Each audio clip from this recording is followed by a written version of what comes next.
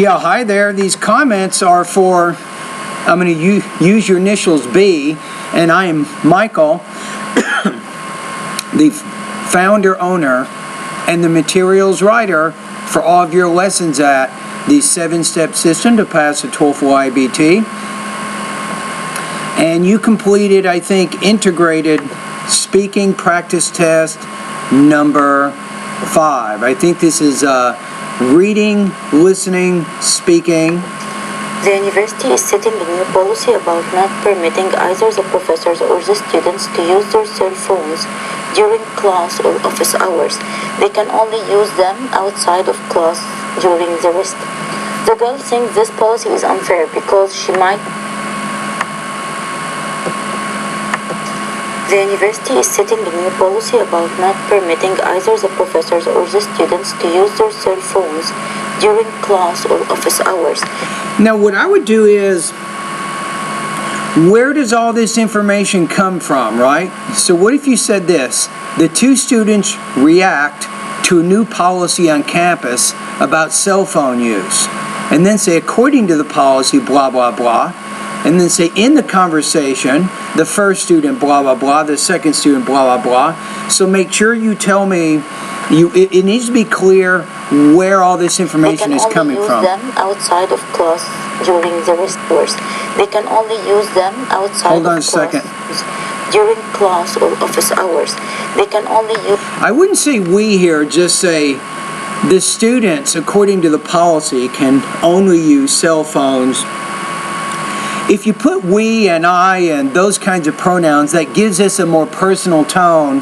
That's not what you're trying to do with this type of practice test. You're trying to create a more formal, a more academic tone, I think, to the speaking. So be careful. You don't really need to use a lot of those personal pronouns. Use them outside of class during the rest. The girl thinks this policy is unfair because she might have important calls, for example, from her boss at work or other emergency calls. On the other hand, the man is trying to convince...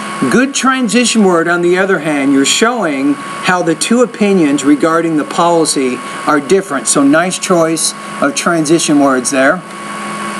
The girl that the policy is quite acceptable because first it would allow him to concentrate more, and second, he will not have to listen to other students' calls in the library. His conclusion is that even if it's really strict, but it's really better for the sake of others. But however, the girl is insisting that she doesn't have to suffer because of few irresponsible students. How about the girl insists that she should not have to suffer? I would probably use should there. Use their cell phones during class. All right, that's actually a pretty good response. So in terms of topic development, my main suggestion is to make sure you explain where all this information is coming from. That means you need to put voice markers periodically in different parts of your response.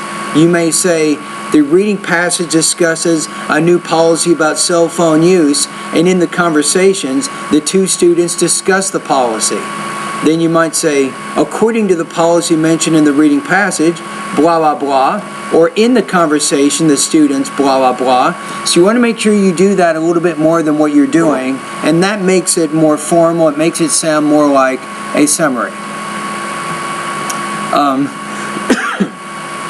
I think you had good control of your language use. I didn't notice any major problems with your vocabulary or your grammar other than the one I pointed out. Maybe you could probably use the word should there as opposed to what you said. Delivery, I think you're better this time. The first response I listened to, you're a little bit rushed.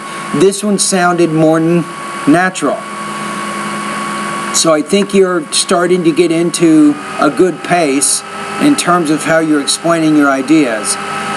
This one, I think this is a good response. I'm going to put you between 23 and 24 points out of 30, 3.0 to 3.1 out of 4.